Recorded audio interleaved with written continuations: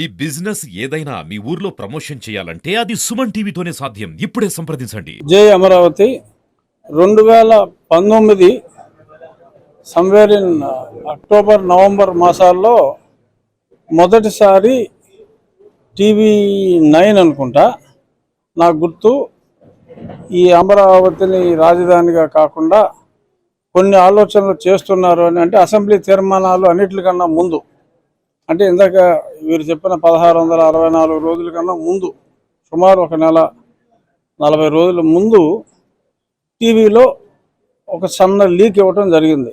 Jaganmohan Reddy Jerusalem వెళ్ళేటప్పుడు, Jerusalem వెళ్ళినప్పుడు ఇటువంటి లీక్ ఇస్తే అప్పటికే నాకు జగన్మోహన్ రెడ్డికి గొడవలు లేవు, బాగానే ఉన్నాం. నేను ఎంపీ అయిన కొత్త, అంటే మేలో ఎంపీ అయితే ఒక 5 నెలలు.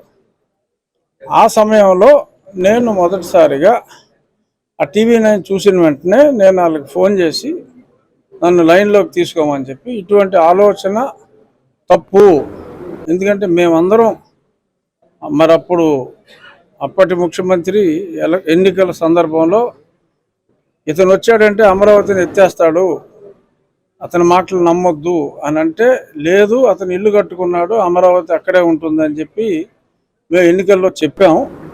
ఏ మొహం పెట్టుకుని మళ్ళీ మేము ప్రజల్లోకి వెళ్ళగలం, ఇటువంటి తప్పు చేయొద్దు అని చెప్పి అప్పుడు మాట్లాడటం జరిగింది. అది మొదటిసారిగా జగన్మోహన్ రెడ్డి ప్రభుత్వం మీద నాకు కినుక వహించింది ఈ ఇష్యూలో, ఇదే అమరావతి ఇష్యూలో. ఆ రోజు నుంచి కూడా నేను యుగంధర్ గారితో కానీ శివారెడ్డి గారు అందరితో టచ్లో ఉన్నాం. మహిళా నాయకురాలతో అందరితో కూడా రెగ్యులర్గా టచ్లో ఉండి నా ఐడియాస్ని కూడా వాళ్ళతో షేర్ చేసుకుంటూ ఈ దుర్మార్గుడు ఆగడాలు ఎలాగ ఆగాలి అనే దాని మీద కంటిన్యూస్గా ఎన్నో అరిష్టాలు దాటి ప్రస్తుతానికి అతడు ముందుకు వెళ్లకుండా, జగన్మోహన్ రెడ్డి ఈ విషయంలో ముందుకు వెళ్లకుండా ఆపగలిగాం.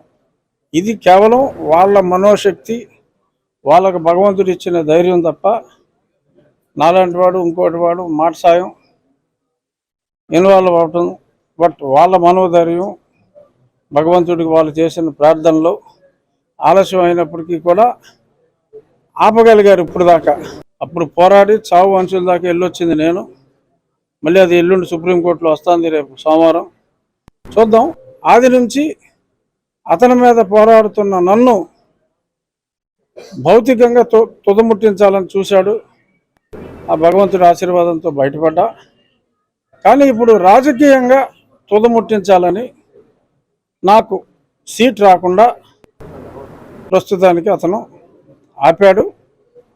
చూద్దాం, వీళ్ళందరూ కోరుకున్నట్టు మరి వాళ్ళ మనసు మార్చుకొని భవిష్యత్తును కూడా దృష్టిలో పెట్టుకుని మరి సరైన నిర్ణయం తీసుకుంటారనే ఆశాభావం అయితే నాకు ఇంకా ఉంది. వెయిట్ చేయాలి. కానీ నాకు ముందు నుంచి, అంటే నాయకులు మరి వాళ్ళ పొలిటికల్ కంపల్షన్స్ వాళ్ళకు ఉంటాయి. రాజకీయం వేరు, ప్రజల మంచితనం వేరు. నేను వీరికి మాట సాయంగా ముందు నుంచి ఉన్నందుకు మరి ఈరోజు వీళ్ళందరూ కూడా ఇక్కడికి వచ్చి నాకు ఇంత మద్దతు అందజేసినందుకు నాకు నాయకుల మీద అయితే ఖచ్చితంగా విశ్వాసం పోయింది, కానీ ప్రజల మీద విశ్వాసం మరింత పెరిగింది. చూద్దాం, నా రాజకీయ భవిష్యత్తు నాయకులు నిర్ణయిస్తారా, ప్రజలు నిర్ణయిస్తారా అనేది త్వరలో 2-3 రోజుల్లో